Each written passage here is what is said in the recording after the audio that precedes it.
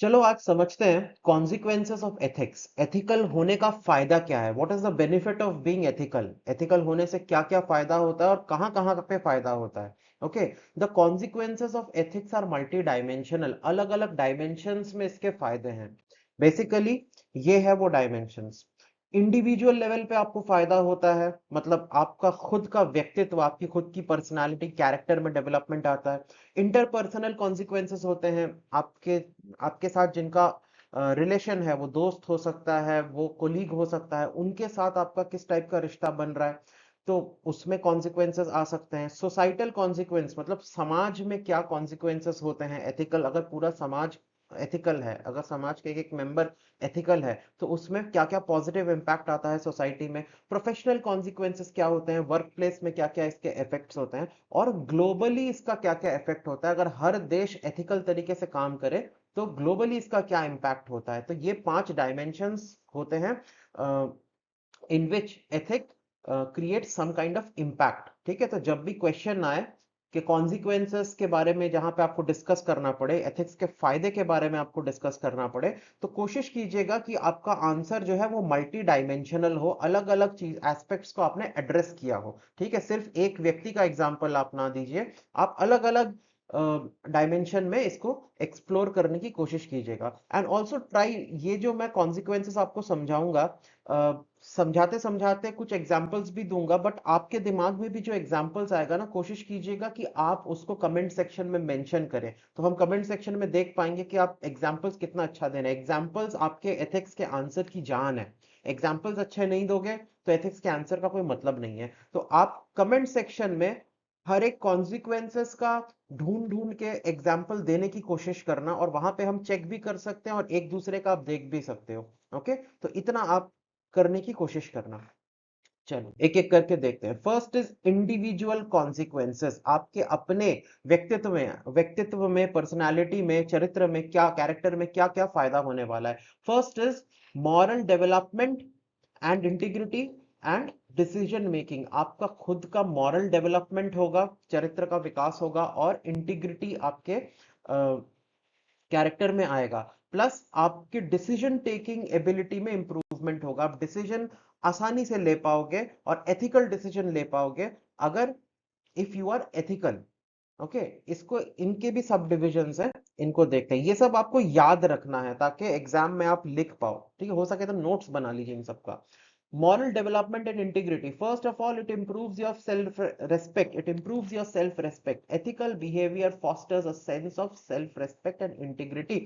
अगर आप एथिकल हो, जो एथिक्स हमने बताया था ना, it is set of values, 4-5 values होते हैं जो समाज में एक्सेप्टेड वैल्यूज हैं। अगर आप इन 4-5 वैल्यूज को मान के चलते हो तो आपका सेल्फ रेस्पेक्ट बढ़ेगा, आपको खुद को ही अच्छा लगेगा। इसीलिए एथिक्स को बोलते हैं it is an end in itself, it is not a means to achieve something, it is an end in itself. ये अपने आप में ही एक सेटिस्फैक्शन देगा आपको। सो अगर आप ये 4-5 वैल्यूज मान के चलोगे तो वही आपको बहुत खुशी देगा और आपको अंदर से आपका सेल्फ एस्टीम बूस्ट करेगा, सेल्फ रेस्पेक्ट बूस्ट करेगा। Okay, so individual who acts ethically tends to feel better about themselves and their choices. ठीक, इतना आपको मॉरल डेवलपमेंट इंटीग्रिटी में। फर्स्ट है सेल्फ रेस्पेक्ट, याद रखना है, नोट्स बनाना है और एग्जाम में लिखना है इसको।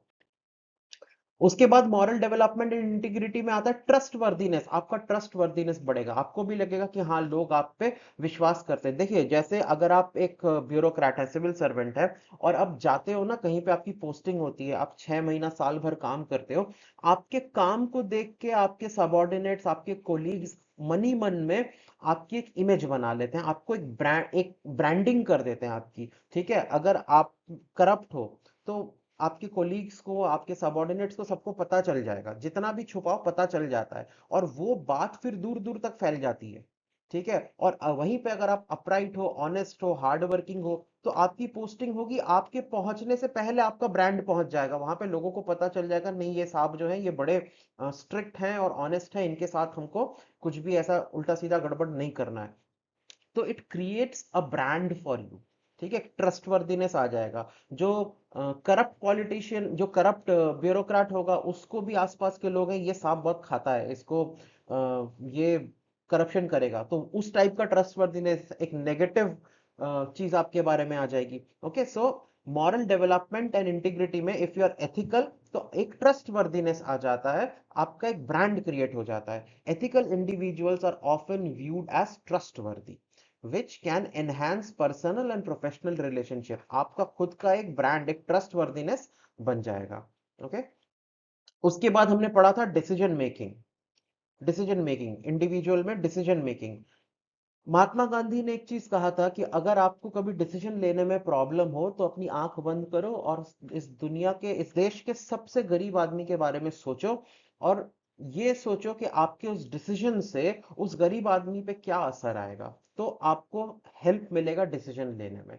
तो ये होता है एथिकल थिंकिंग। अगर आप एथिकली सोच रहे हो तो आप फटाक से डिसीजन ले पाओगे। आप, महात्मा गांधी का एकदम एजेंडा क्लियर था कि आपके डिसीजन से देश के सबसे गरीब आदमी का, कि उस पे क्या इंपैक्ट होगा। तो आपको कितनी जल्दी क्लैरिटी मिल गई कि क्या करना है। ठीक है, तो if you have intact ethical values तो आपको डिसीजन लेने में हेल्प होगा। You will be very clear कि क्या करना है, ज्यादा आप सोचोगे नहीं, ज्यादा आप डिलेमा में फंसोगे नहीं। ठीक है, तो decision making, it gives clarity and consistency. Ethical principle provides a framework for making decisions, leading to clearer and more consistent choices. ठीक, चलो, उसके बाद डिसीजन मेकिंग में आता है इट रिड्यूसेस स्ट्रेस। आपको ज्यादा स्ट्रेस लेने की जरूरत नहीं है, ज्यादा सोचने की जरूरत नहीं है क्या करना है। अगर you are following a particular school of thought of ethics, आप बहुत आराम से बिना ज्यादा टेंशन लिए आप डिसीजन ले पाओगे। Acting ethically can reduce stress and internal conflicts as individual align their actions with their values. जो इंडिविजुअल के वैल्यूज हैं, जो एथिक्स हैं, उसके साथ अपने एक्शन को वो अलाइन कर देता है, इसीलिए कोई स्ट्रेस नहीं होता, कोई इंटरनल कॉन्फ्लिक्ट नहीं होता, फटाफट वो डिसीजन ले लेता है स्ट्रेस फ्री होके। ठीक, जो ऑनेस्ट बंदा है, जिसको पता है मुझे रूल्स फॉलो करने, कॉन्स्टिट्यूशन को अपहोल्ड करना है, उसको किस बात का टेंशन है, जो आया उसने कर दिया। ठीक है, उसको सोचना नहीं है कि अगर करप्ट होगा, अगर वो इधर का माल उधर कर रहा है, डिसीजंस में गड़बड़ कर रहा है, तो उसका लाइफ स्ट्रेसफुल होगा ना। वो कितना सोचेगा कि इसके करने से कहीं पता ना लग जाए, कहीं कुछ ना हो जाए। ठीक है, तो वो एक स्ट्रेसफुल लाइफ जिएगा। जबकि अगर आप ऑनेस्ट हो, इंटीग्रिटी वाले हो, एथिकल चीजों को फॉलो कर रहे हो, देन कोई टेंशन ही नहीं है। चीज आएगी, आपको जो रूल्स है चुपचाप फॉलो करना है and you can have a peaceful sleep. चलो, ये तो हो गया इंडिविजुअल। अब इंटरपर्सनल, लोगों के साथ रिश्ते आपके कैसे बनेंगे, इंटरपर्सनल कॉन्सिक्वेंसेस क्या होगा बाय बीइंग एथिकल। पहला है रिलेशनशिप एंड कम्युनिटी और दूसरा है रेप्यूटेशन आपका। तो रिलेशनशिप एंड कम्युनिटी में है trust and cooperation. Ethical behavior promotes trust and cooperation among individual, which is essential for healthy relationship and community building. अगर ethical हो तो आपके जो बाकी के colleagues हैं वो भी आपके ऊपर विश्वास करेंगे और आपके साथ cooperate करेंगे। जिसके ऊपर विश्वास नहीं है ना, उसके ऊपर, उसके साथ कोई कोऑपरेट नहीं करता, उसके साथ कोई पार्टनरशिप में नहीं जाता, उसको कोई जिम्मेदारी नहीं देता है। ठीक है, अगर आप उनको, लोगों को भरोसा है कि आप जिम्मेदार व्यक्ति हो, तो आप पे भरोसा भी करेंगे और आपके साथ कोऑपरेट भी करेंगे। उसके बाद हेल्प होता है कॉन्फ्लिक्ट रेजोल्यूशन में। Ethical principle can guide the resolution of conflicts, ensuring fair and just outcome. जो एथिकल होगा उसको कॉन्फ्लिक्ट रेजोल्यूट करने में भी, किसी भी प्रॉब्लम से निकलने में, कोई अगर झगड़ा हो गया उसको निपटाने में भी काफी हेल्प होता है just by being ethical. Ethical values को आपको सामने रखना है and you can easily find a way out of any conflict. Okay, so it helps you in conflict resolution. These points you must remember and mention in your answers. अच्छा, reputation कैसे आपका बढ़ाता है? Respect and admiration, जो ethical होगा उसको दुनिया respect भी करेगी, admire भी करेगी। आपका reputation, जैसे पहले आपको बताया था ना, आपका ब्रांड फैल जाता है, उस तरीके से आपका ब्रांड फैल जाएगा कि ये साहब जो है ये बड़े ऑनेस्ट हैं, और उस हिसाब से लोग आपको ट्रीट भी करेंगे। ठीक है, respect and admiration, individual who consistently act ethically earn respect and admiration of others, enhancing their social standing. Social उनका स्टेटस बहुत ज्यादा बढ़ जाता है। अच्छा, तीसरा है सोसाइटल कॉन्सिक्वेंसेस। समाज में क्या फर्क पड़ता है अगर समाज का एक एक मेंबर एथिकल है, तो समाज में इसका क्या पॉजिटिव इंपैक्ट पड़ेगा। फर्स्ट ऑफ ऑल, समाज में there will be social harmony and second there will be economic and political stability. समाज में ये दो फायदे मेन मेन आते हैं। सोशल हार्मनी कैसा है कि अगर everybody is ethical, then if everybody is ethical तो रूल ऑफ लॉ को सब कोई अपहेल्ड करेंगे, हर कोई ट्रैफिक रूल मानेगा, हर कोई देश का जो नियम है उसको मानेगा, क्राइम कम हो जाएगा अगर people are ethical. Law and order, ethical behavior supports the rule of law and order, contributing to a stable and predictable society। आपको पता है क्या करने से क्या होगा? अभी रिसेंटली देखो पाकिस्तान में कैसा हुआ कि एक व्यक्ति को फिर से उन्होंने जिंदा जला दिया मॉब लिंचिंग में। ओके, उनका जो ब्लास्फेमी लॉ है उसने उनके सोसाइटी को कितना अनएथिकल बना दिया है कि किसी किसी भी केस में किसी को भी ब्लेम डाल देते हैं। जो इंसिडेंट हुआ it was actually a tourist who was visiting some hill station, और होटल वाले के साथ कोई उसका प्रॉब्लम हुआ बिल को लेके, एंड दैट होटल वाला instead of fighting a court case या उसको सू करना, कुछ नहीं, वो सीधा बाजार में गया एंड ही स्टार्टेड शाउटिंग कि वो व्यक्ति जो है वो होली स्क्रिप्चर्स को जला रहा है एंड समथिंग, उसने एक अफवाह फैला दी और लोग घुस गए, उसको घसीट के निकाला एंड जला दिया। ठीक है, तो ये होता है अनएथिकल सोसाइटी। अगर सोसाइटी के मेंबर्स रूल ऑफ लॉ को अपहेल्ड नहीं करेंगे तो लॉ एंड ऑर्डर कुछ भी हो सकता है, अनप्रेडिक्टेबल हो जाता है सोसाइटी। ठीक है, हाँ इतना एश्योर्ड है कि आपके साथ कुछ ना कुछ गलत हो जाएगा। तो ऐसे सोसाइटी में ना पीस होता है, ना इन्वेस्टमेंट आता है, ना कोई पैसा आता है, कुछ नहीं होता, वो बर्बाद सोसाइटी होती है, it's a failed society. Then social cohesion, social cohesion मतलब एक लोगों के बीच में भाईचारा अच्छा है। Okay, shared ethical standard can enhance social cohesion, fostering a sense of community and shared purpose. लोगों के बीच में एक कम्युनिटी का भाव होता है। ठीक है, आगे जब हम मॉरल थ्योरीज पढ़ेंगे तब हम इसको देखेंगे कि सोसाइटी में एक एक व्यक्ति का अपना अलग अलग नजरिया होता है, everybody has their own set of beliefs and values, but सबको सब साथ में एक दूसरे के बिलीव्स को आप रेस्पेक्ट करके साथ में लेके चलते हो। वो कौन सा एथिकल थ्योरी है वो हम बाद में देखेंगे, but by being ethical you can improve the social cohesion of any society। Then economic and political stability, जैसे पहले बताया था कि पीसफुल सोसाइटी होगा, एथिकल सोसाइटी होगा, तभी वहां पे बिजनेसेस अच्छे चलेंगे, इन्वेस्टमेंट अच्छे आएंगे और धंधा वगैरह अच्छा होगा। इसलिए आप देखोगे गुजरात में इतना अच्छा बिजनेस होता है क्योंकि there is relatively good social harmony there, वहां पे शांति है, वहां पे इलेक्शन के टाइम में भी कोई ज्यादा वायलेंस नहीं होता है, आपको पता ही नहीं चलेगा इलेक्शन हो रहा है वहां पे। ठीक है, सब कुछ एकदम चुपचाप आराम से हो जाता है, ज्यादा ना दंगे फसाद, ना हड़ताल, ना कुछ, ना वायलेंस, उतना ज्यादा कुछ नहीं होता है, तो it's very good for business there.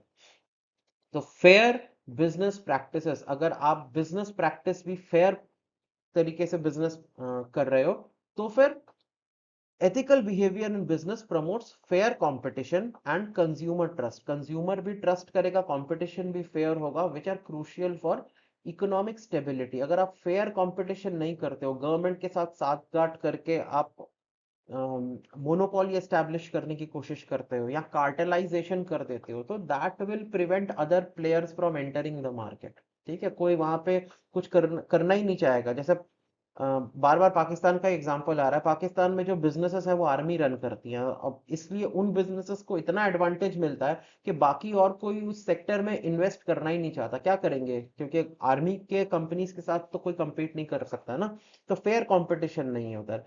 उसी तरीके से कंज्यूमर का ट्रस्ट भी नहीं होगा अगर if you are not being ethical. जैसे इंडिया में बहुत सारे केसेस होते हैं, प्रोडक्ट्स में गड़बड़, अभी रिसेंटली एमडीएच में कोई कार्सिनोजेनिक एजेंट मिला, इस टाइप की चीजें अगर आप, या नेस्ले अपने बेबी फूड में शुगर मिलाता है, इस टाइप की चीजें अगर होती हैं तो कंज्यूमर ट्रस्ट बिल्कुल खराब हो जाता है and the brand value falls. ठीक है, उसके बाद good governance, ethical conduct in politics and governance leads to transparency, accountability and trust in public institution। अगर गवर्नेंस अच्छा है, गवर्नमेंट के तरफ से ट्रांसपेरेंसी है, अकाउंटेबिलिटी है, तो पब्लिक इंस्टीट्यूशन में ट्रस्ट बना रहता है। इसका एग्जाम्पल क्या है, रिसेंटली नीट, नीट में इतना लीकेज, इतना लीक हुआ पेपर, उसके बाद लीक पीजी भी लीक हो गया, उसके बाद जो नेट एग्जाम है वो भी लीक हो गया तो गवर्नमेंट ने पोस्टपोन कर दिया। ये सब अगर होता है तो जैसे एनटीए जैसे इंस्टीट्यूट्स पे लोगों का विश्वास उठ जाता है, जो लोग इसको चला रहे हैं उस पे विश्वास उठ जाता है। अगर मान लो कुछ पकड़ा भी नहीं जाता है फिर भी लोगों को लगेगा कि कुछ ना कुछ गड़बड़ी तो हुई है। ठीक है, तो लोगों का ट्रस्ट चला जाता है, और अकाउंटेबिलिटी होनी चाहिए, जिसने गड़बड़ किया है, जैसे एजुकेशन मिनिस्टर एनटीए को डिफेंड कर रहे थे इनिशियली, अभी भी डिफेंड ही कर रहे हैं एक तरीके से, कोई खास स्ट्रिंजेंट एक्शन नहीं हुआ है। जो व्यक्ति था एनटीए का बॉस था उसको बस चेंज कर दिया है, ज्यादा कुछ कोई पनिशमेंट कुछ ऐसा नहीं आया, तो there is lack of accountability. उसके बाद ट्रांसपेरेंसी नहीं है, क्योंकि जिस तरीके से एग्जाम्स कंडक्ट किए जा रहे हैं उसमें ट्रांसपेरेंसी का बहुत ज्यादा अभाव है। अगर आपको ट्रांसपेरेंसी देखना है तो आपको जीमैट का सिस्टम देखना चाहिए। जीमैट का सिस्टम कंप्यूटर बेस्ड एग्जाम होता है, कोई सिंगल क्वेश्चन पेपर नहीं है। आप जब एग्जाम देने बैठते हो तो किसी को नहीं पता कौन सा क्वेश्चन आएगा, वो कंप्यूटर का एक एल्गोरिथम है वो सिलेक्ट करता है, और जितना आप आंसर सही करते जाते हो वो टफनेस बढ़ता जाता है क्वेश्चन का। जैसे ही आपने गलत कर दिया तो क्वेश्चन का जो लेवल है वो आगे और इंप्रूव नहीं होता, इंक्रीज नहीं होता, उतना ही रह जाता है। ओके, अगर आपने फिर से सही कर दिया तो फिर से वो इंक्रीज कर देते हैं। So nobody knows what type of question is going to come. तो इस टाइप के सिस्टम में ट्रांसपेरेंसी होता है, एक यकीन होता है लोगों को कि यहाँ पे कोई धांधलीबाजी हो ही नहीं सकती, इतना अच्छा उन्होंने सिस्टम बना के रखा है। जबकि अगर आप प्रिंट कर रहे हो क्वेश्चन पेपर, वो प्रिंटिंग प्रेस में जा रहा है, 100 लोगों की आंखों में जा नजर में पड़ रहा है क्वेश्चन, तो वहां से लीक होना हो ही जाता है। ठीक है, सो यहाँ पे हमें गुड गवर्नेंस स्ट्रक्चर डेवलप करने की जरूरत है in order for more economic and political stability. एक छोटी सी चीज पे विश्वास उठ जाता है तो फिर धीरे धीरे हर चीज में विश्वास उठता रहता है। ठीक है, चलो। प्रोफेशनल कॉन्सिक्वेंसेस क्या होते हैं, वर्क प्लेस एनवायरनमेंट और corporate reputation. Work place environment में हमें पता है कैसे ऑफिस पॉलिटिक्स होता है, कैसे लोग कॉर्पोरेट में परेशान रहते हैं, बॉस क्रेडिट खा जाता है, आपसे एक्स्ट्रा काम करवाया जाता है, पैसे नहीं दिए जाते। लोग जैनिटर का काम करते हैं, जैनिटर का काम करते हैं, टॉयलेट बाथरूम साफ करते हैं, उनको भी डेजिग्नेशन दिया जाता है मैनेजर का। क्यों?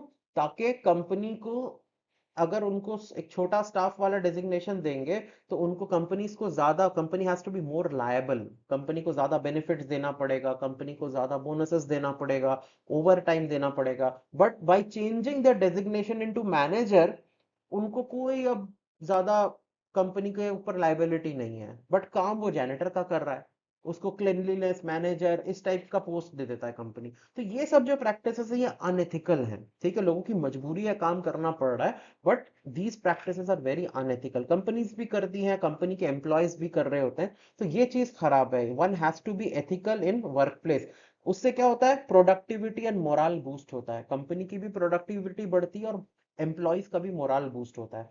N ethical workplace fosters a positive environment. अगर वर्क प्लेस एथिकल हो तो एनवायरनमेंट बड़ा पॉजिटिव हो जाता है, it enhances employee morale and productivity, लोगों की प्रोडक्टिविटी भी बढ़ जाता है। ठीक है, अगर आप टाटा ग्रुप्स में हो ना, टाटा लोगों का कॉर्पोरेट गवर्नेंस बहुत अच्छा है, वहाँ के एम्प्लॉय बहुत सेटिस्फाइड होते हैं कंपेयर टू जो नए स्टार्टअप्स आ रहे होते हैं या आईटी सेक्टर आ रहा होता है। They have a very toxic work culture, whereas there are certain companies like Tata which have very ethical work culture। उसके बाद लॉयल्टी एंड रिटेंशन, अगर कंपनी आपको अच्छे से ट्रीट कर रही है तो आप भी एम्प्लॉय, एज ए एम्प्लॉय भी you will be loyal to that company, and उस कंपनी में रिटेंशन बढ़ जाएगा, लोग छोड़ के जल्दी जाएंगे नहीं। तो companies with strong ethical standards tend to retain employees longer as individual prefer to work in environment aligned with their values। अगर दो पैसा कम भी दे रहा है तो भी अगर वो कंपनी एथिकल है, वैल्यूज को अपहोल्ड कर रहा है, तो लोग उसी में काम करना चाहेंगे, क्योंकि आफ्टर अ पॉइंट लोग शांति ढूंढते हैं। फिर वो ठीक है 2-5 हजार कहीं एक्स्ट्रा मिल गया और घटिया एक वर्क एनवायरनमेंट में चले गए, people won't prefer that, people prefer कि हाँ पैसे भी ठीक ठाक मिल रहे हैं और शांति से काम कर रहे हैं। ठीक है, so it also improves employee loyalty and retention। फिर कॉर्पोरेट रेप्यूटेशन, एक कंपनी के रेप्यूटेशन का भी क्वेश्चन होता है। If you are ethical your reputation will be good, if you are unethical your reputation will be bad, simple. Brand value, ethical behaviour enhances a company's reputation which can attract customers, investors and top talents.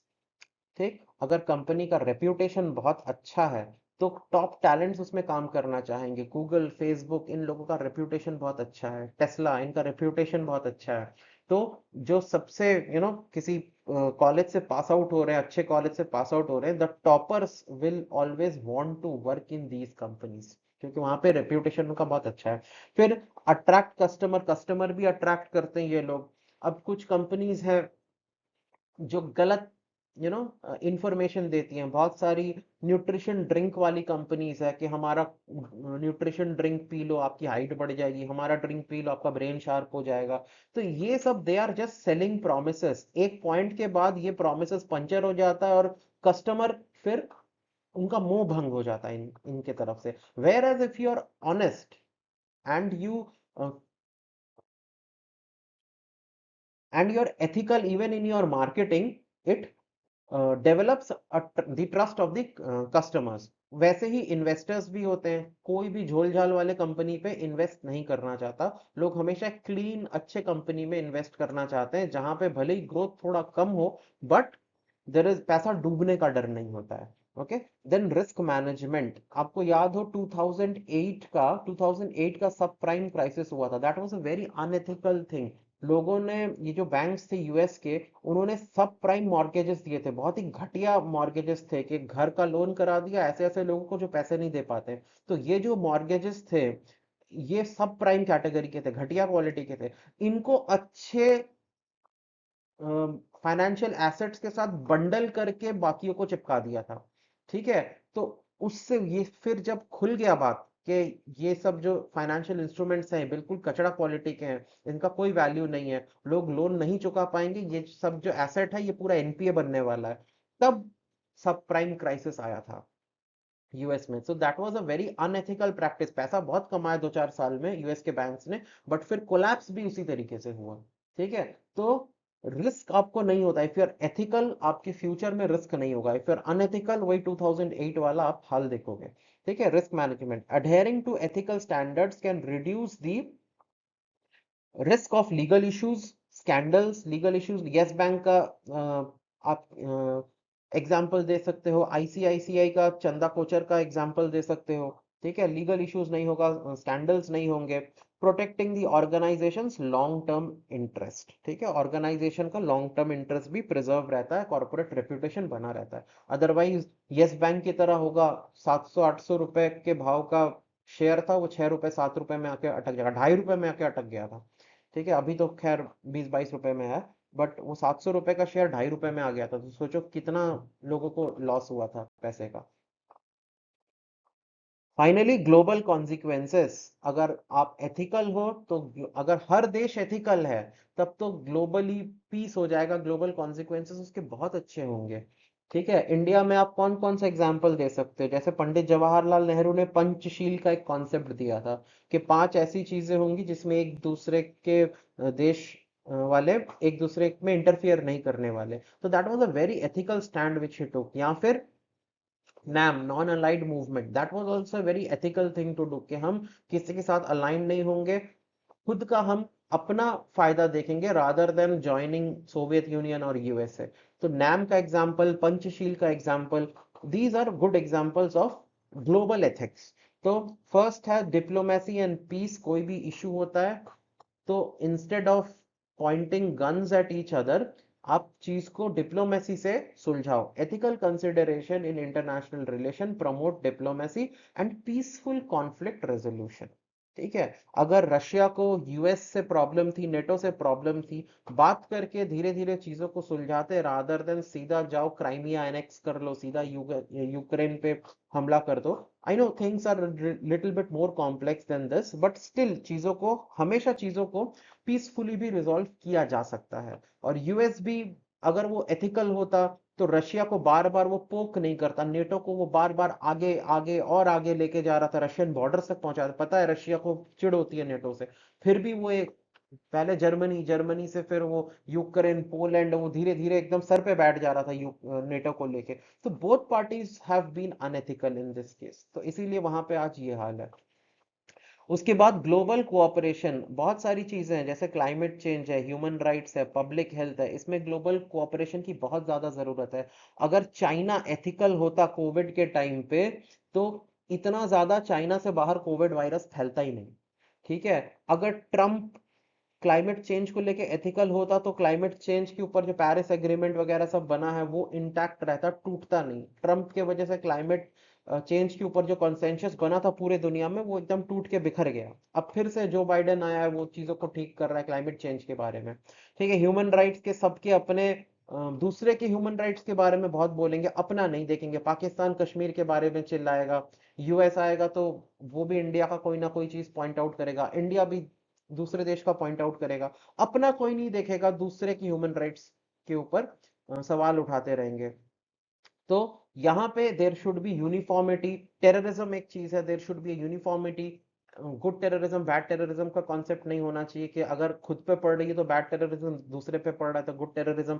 ये सब Hippocratic stand नहीं होना चाहिए। Okay, global cooperation, state shared ethical standards can enhance global cooperation. अगर uniform ethical standards हो हर देश का और सब देश उसको माने भी, तो ग्लोबल कोऑपरेशन हो सकता है on issues like climate change, human rights, public health, terrorism.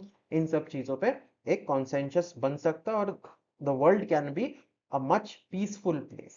Okay, so these are the consequences of being ethical.